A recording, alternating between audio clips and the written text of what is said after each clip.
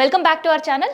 ఇక ఈడీ అయితే జోరు పెంచింది కొత్త సంవత్సరం. ఇక ఇయాలటి నుంచి విచారణ అనేది షురూ చేసింది. అయితే మనకి ఇదివరకే తెలుసు ఏసీబీ కేటీఆర్ పైన, మాజీ మంత్రి కేటీఆర్ పైన కూడా ఛార్జ్ షీట్ పెట్టడం అండ్ ఎఫ్ఐఆర్ చేస్తే ఆ ఎఫ్ఐఆర్ క్వాష్ చేయాలని, ఈ కేసుతో నాకు ఎటువంటి సంబంధం లేదు, కేవలం రాష్ట్ర అభివృద్ధి కోసం మాత్రమే ఈ ఫామ్ల రేసింగ్ నిర్వహించినట్టు వాదనలు కూడా వినిపించిన పరిస్థితి. అయితే అక్కడ కోర్టులో కూడా అడిగినప్పుడు న్యాయస్థానం ఒకటే అడిగింది, మరి ఈ ఎఫ్ఈఓ సంస్థకి ఇక్కడి నుంచి అక్కడ డబ్బులు పోయినప్పుడు ఎట్లాంటి పేపర్ ప్రూఫ్కి సంబంధించి కావచ్చు, ఆర్బీఐకి సంబంధించిన అనుమతులు తీసుకోవడం కావచ్చు, ఫెమా చట్టాన్ని ఉల్లంఘించిర్రు అంటున్నారు. అసలు ఫెమా చట్టాన్ని ఎట్లా ఉల్లంఘించిర్రో చెప్పాలని. సో ఆ రోజు సర్కార్కు సంబంధించిన న్యాయవాది సరైన సమాధానం చెప్పకపోవడం, లేదంటే ఈ కేసు మేము తరువుగా ఫాలోఅప్ చేస్తున్నాం, లేదు దానికి సంబంధించిన ఇన్ఫర్మేషన్ తీసుకుంటున్నాం, దానికి సంబంధించింది మేము చూస్తున్నాం అని చెప్పుడుతోటి కేటీఆర్ ఇష్యూలో దాదాపు 31 వరకు కూడా గడువు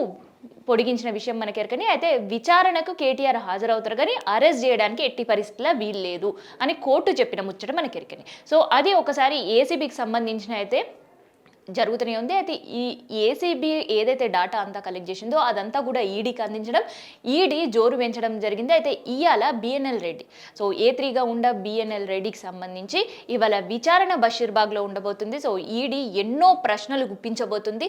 అయితే మౌఖిక ఆదేశాలతో ముందుగా అసలు మీరు ఇన్ని కోట్ల రూపాయలు సర్కారు పైసలు మిగతా ఫారిన్ బ్యాంక్కి సంబంధించి, విదేశీ డబ్బులకు సంబంధించి మీరు ఎట్లా చేసినారు, అసలు ఎవరు మీకు అనుమతులు ఇచ్చారు, కనీసం ఒక క్యాబినెట్ ఆమోదం కూడా లేకుండా మీరు ఎట్లా చేస్తారని ఇట్లాంటి ఎన్నో ప్రశ్నలు కూడా ఈడీ బిఎన్ఎల్ రెడ్డి ముందు పెట్టబోతుంది. అయితే బిఎన్ఎల్ రెడ్డి ఇవాళ విచారణకు హాజరు కావాలని చెప్పినారు. బిఎన్ఎల్ రెడ్డి బషీర్బాగ్ కూడా వెళ్ళిన పరిస్థితి మనం చూస్తున్నాం. అయితే ఇక్కడ సీన్ కట్ చేస్తే, సో ఇయ్యాలతో ఈడీ ఆగలేదు. రేపు మళ్ళీ అరవింద్ కుమార్, ఏ2గా ఉండే హెచ్ఎండిఏ అరవింద్ కుమార్, ఐఎస్ అరవింద్ కుమార్కి రేపు విచారణకి హాజరు కావాలంటూ ఇప్పటికే సమన్లు జారీ చేసిన పరిస్థితి చూస్తున్నాం. రేపు అరవింద్ కుమార్కి సంబంధించిన విచారణ కూడా ఉండబోతుంది. అయితే ఈడీ దూకుడు పెంచడం, ఇన్ని రోజుల నుంచి ఇన్ఫర్మేషన్ తీసుకోవడం కావచ్చు, ఏసీబీ దగ్గర నుంచి ఫైల్స్ తెప్పించుకోవడం కావచ్చు, ఇవన్నీ చేసిన ఈడీ ఒక్కసారిగా దూకుడు పెంచి ఒకరి తర్వాత ఒకరిని విచారణకు పిలుస్తుంటే ఇక కేటీఆర్ చుట్టూ ఉచ్చు ఉండబోతుందా, సో కేటీఆర్ కూడా అరెస్ట్ అయ్యే పరిస్థితి ఉంటుందా, ఇట్లాంటి విషయాలు కూడా ఎన్నో చర్చనీయాంశంగా మారింది. అయితే ఈడీ 7వ తారీఖు కేటీఆర్, మాజీ మంత్రి కేటీఆర్ని కూడా రావాలి, ఖచ్చితంగా మీరు విచారణకి హాజరు కావాలి అంటే ఇప్పటికే సమన్లు కూడా పంపించడం జరిగింది. అయితే కేటీఆర్ మీడియా చిట్చాట్లో కూడా చెప్పడం జరిగింది, నేను ఏది ఉన్నా కానీ లీగల్గా చూసుకుంటా అని. అయితే లీగల్గా చూసుకుంటా అంటే నడిచే పరిస్థితి కాదు. ఈడీ విచారణకు పిలిచింది అంటే ఖచ్చితంగా హాజరు కావాల్సిందే, ఆయన చెప్పే సమాధానాలు చెప్పాల్సిందే. ఈడీ వేసిన ప్రశ్నలకు సమాధానం చెప్పకుండా తప్పించుకునే పరిస్థితి అయితే లేదు. అయితే దీనికి సంబంధించి ఇప్పటికే కోర్టు కూడా ఏసీబీ విచారణ మీరు జరుపుకోవచ్చు, దానికి సంబంధించిన అధికారులకు, పోలీసు అధికారులకు మీరు సహకరించాలి అని కూడా కేటీఆర్కి చెప్పిన పరిస్థితి. కానీ ఇక్కడ ఈడీని కూడా నేను కోర్టు త్రూ చూసుకుంటాను, లేదంటే లీగల్గా నేను చూసుకుంటానంటే నడిచే పరిస్థితి లేదు. సో లీగలైజ్గా ఏది చూసుకున్నా కూడా ఖచ్చితంగా ఈడీ విచారణకి కేటీఆర్ హాజరు కావాల్సి ఉంటుంది. మరి ఈడీ ముందుకు వచ్చిన తర్వాత ఎట్లాంటి అంశాలపైన క్వశ్చన్స్ ఉంటాయి ఈడీ అనేది కూడా ఇప్పటికే లీగల్ టీంతో పలుమార్లు కేటీఆర్ కూడా సమావేశమైన పరిస్థితి. అయితే ఎక్కడికక్కడ అటు బీఆర్ఎస్ పార్టీ ఆఫీస్ నుంచి కావచ్చు, కేటీఆర్ నుంచి కావచ్చు, బీఆర్ఎస్ శ్రేణులు కావచ్చు, మేమేం తప్పు చేయలేదు, అరెస్ట్ చేస్తే అరెస్ట్ చేయండి, మేము అరెస్ట్లకు సిద్ధం అనే ఒక స్టేట్మెంట్స్ ఇస్తూనే ఉన్నారు. అసెంబ్లీ సాక్షిగా కూడా ఈ స్టేట్మెంట్లు ఇచ్చే పరిస్థితి మనం చూస్తున్నాం. అయితే ఎక్కడ ఏది అవినీతి జరగనప్పుడు ఆర్బీఐ అనుమతి ఎందుకు తీసుకోలేరు అనే ఒక ప్రశ్న ఉత్పన్నమవుతుంది.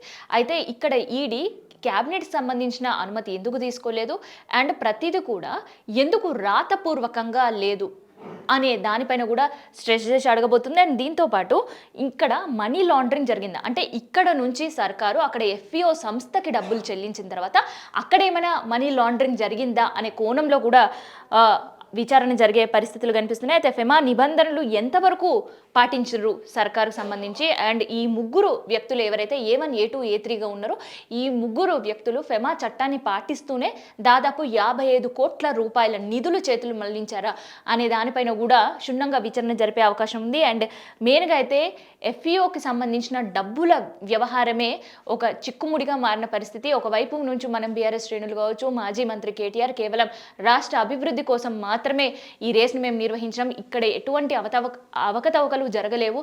సో ఒక రాష్ట్రానికి డబ్బులు చెల్లించే అవకాశం ఉంటుంది అండ్ చెల్లించే పరిస్థితులు ఉన్నాయి కాబట్టి చెల్లించాము అని చెప్తున్నారు. అయితే నోటి మాటల త్రూ ఇవన్నీ ఏవి కూడా పేపర్లు లేకుండా జరగడం అనేది ఒక అఫెన్స్ కింద ఇప్పుడుండే కొత్త కాంగ్రెస్ ప్రభుత్వం చూస్తుంది. మరి దీన్ని ఈడీ ఎలాగా హ్యాండిల్ చేయబోతుందో, ఇప్పటికే ఏసీబీ ఏదైతే విచారణ జరుగుతుందో, కోర్టులో కేసు ఉందో, మరి ఎట్లాంటి ఊరట కేటీఆర్కి వస్తుందా, లేదంటే సైమల్టేనియస్గా కోర్టు మీరు విచారణ జరపండి అని తదుపరి విచారణ కనుక హాజరు పరిస్తే, అంటే ఇప్పటికీ అది పెండింగ్లో ఉంది కాబట్టి తదుపరి విచారణకు మీరు హాజరు కావాలి, సో అరెస్ట్ చేయడానికి మేము ఆదేశాలు ఇస్తున్నాం అనుకుండా ఏసీబీ వేసిన పీల్లో కనుక కోర్టు చెప్పుంటే అటు ఏసీబీని ఇటు ఈడీని ఈ రెండింటిని కూడా ఎదుర్కొనే అవకాశం అయితే కేటీఆర్ ఉంటుంది. సో దీనిపైన అయితే లీగల్ టీమ్తో కంటిన్యూగా చర్చలు జరుపుతున్నారు అండ్ దానికి సంబంధించిన డాక్యుమెంటేషన్ రూపంలో కూడా కోర్టు ముందు కావచ్చు, ఇటు ఈడీ ముందుకు తీసుకెళ్లే ప్రయత్నం అయితే చేస్తున్నారు. సో మరి ఇందులో ఎంత ఫలిస్తారో విఫలమవుతుందో ఈ ప్రయత్నాలు అనేది మనం కూడా చూడాలి. అయితే మెయిన్గా అయితే